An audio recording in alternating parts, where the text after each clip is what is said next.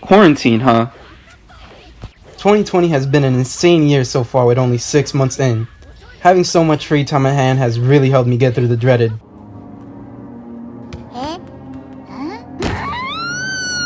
Now, at least for me, this isn't just games, but anime and movies too. Cause boy did I have a ton I was leaving to stack up in the back. This video is going to be about the games I've played specifically. But anyways, what better way to help the world than by staying inside and consuming an unhealthy amount of media? So off bat, when it came to games, I really went off the ball with an insane backlog. Cue in Kingdom Hearts all in one package. Now I gotta be upfront and confess that I did not beat every single game in the series. But damn did I not put my heart into doing it. So a bit of a backstory with me and Kingdom Hearts. I remember watching the Kingdom Hearts Chain of Memories TV commercial with Simple and Clean playing in the back.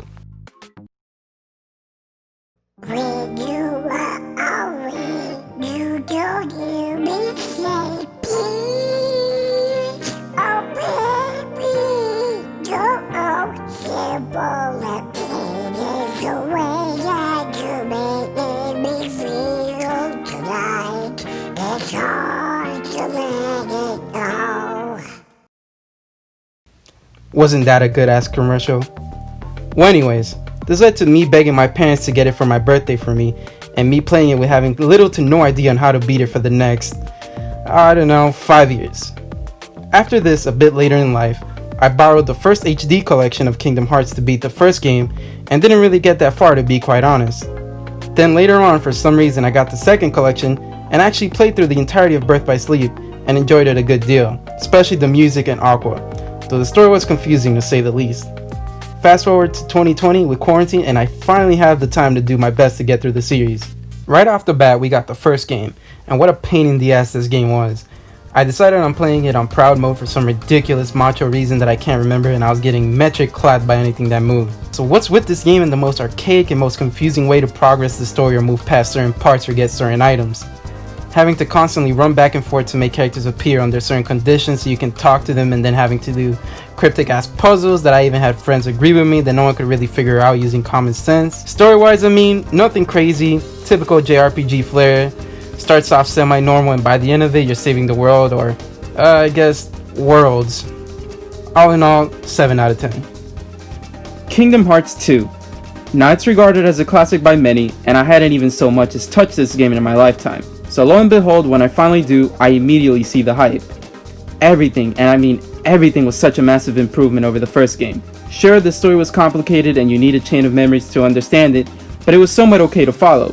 Gameplay wise, you like your Devil May Cry? You like being overpowered? You like spinning like a Beyblade to level 99? Then boy, is this the game for you. I absolutely fell in love with how fast and fluid the gameplay was in this game. Along with that, a bunch of quality of life improvements made the overall experience such a blast to get through, even to the point where I even went as far as maxing out Sora in all his forms, as it was just that fun. But enough of that. A classic is a classic for a reason, so easily my favorite out of the bunch. 9 out of 10.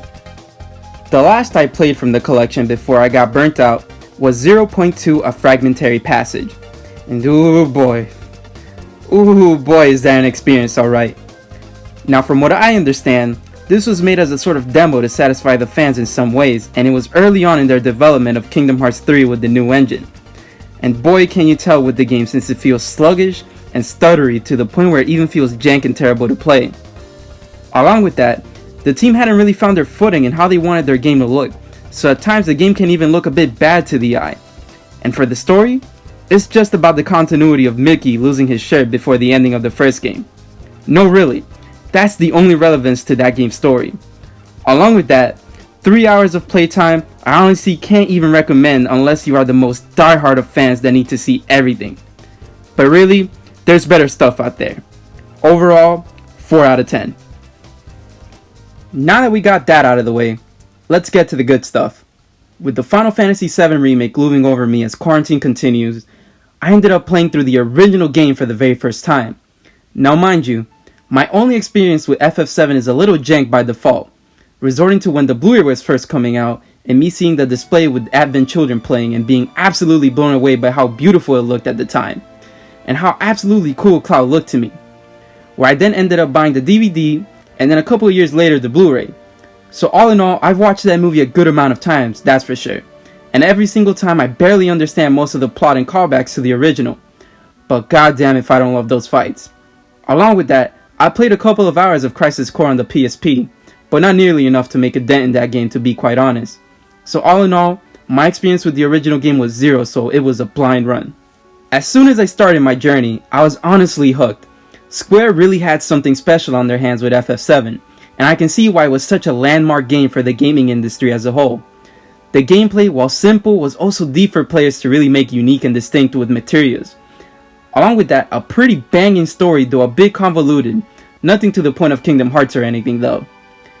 Even though it's a game from '97, it's aged pretty great, and I really had no problems with anything except two little things that are just products of their time and nothing really big, but the bike section at the end of Midgar was mad jank, along with the snowboarding event when you're heading north that controlled terribly. Aside from that, there was one more thing that the game made me realize, is that it kinda ruined my image of Cloud I've built up from Advent Children and his appearance in Smash and the like. He's kinda not really all that cool per se, since most of his personality isn't even his but Zack's.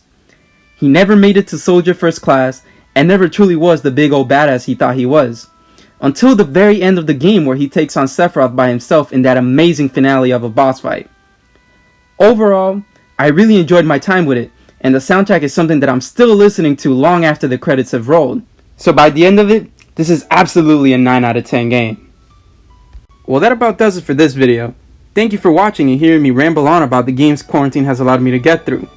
Be on the lookout for more videos, and don't forget to like and subscribe if you enjoyed it.